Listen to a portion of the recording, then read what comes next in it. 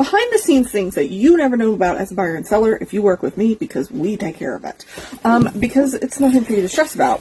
But it also, for those who are picking an agent, you need to do your research on who your agent is telling you should use, or who is giving you options, so that you make sure they're representing you the best way possible.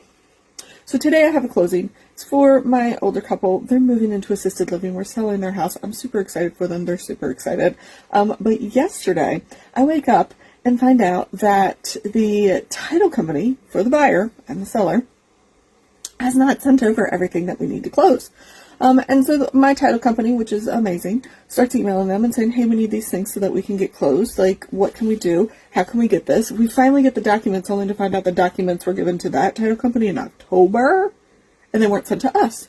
And they're telling us we need like 5 more things from them, 5 more pieces of paper that are all packed up in boxes in the moving truck, getting moved as we're typing all of these emails for my clients. Now, what am I doing? Oh, and we find out that my clients can't get the proceeds wired to where they want to get it wired. They need to get it in a check, because this title company on the other side only does checks. Which, normally, no big deal. But most of this money was going to their assisted living place for their entry fee. So it just makes that a little more complicated. So I get on the phone with the assisted living place, get that all figured out. She's like, nope, that sounds great. Frustrating, but great. We'll make that happen. Like, fantastic. So that's one hurdle out of the way. Meanwhile, my title company is going back and forth with their title company about all the things that are needed and how we're going to need to push closing, and their title company is getting mad that we're pushing closing and all this stuff.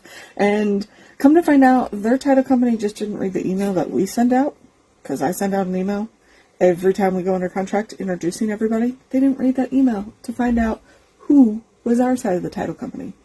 And instead of us getting mad and getting all pissy, we just said, hey, here's the email that was sent out. We need everything. We need to get this closed.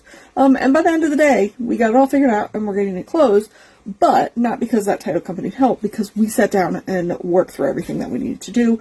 And because we said, hey, here's some things in the title work that we see that we don't need to do that you're telling us you need to do. So, moral of the story, get yourself an agent that is going to go to bat for you, even on the things that aren't my responsibility, aka title work, and do your research on who your agent says this is a good idea to use.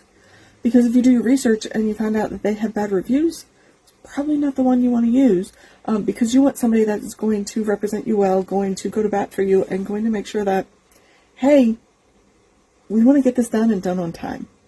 So this is a lot of stuff us agents deal with, where we deal with issues with title, we deal with title work, we deal with all of those bits and pieces, we deal with people not doing their jobs correctly, people not sending paperwork at the right time, people not paying attention to emails, things not happening.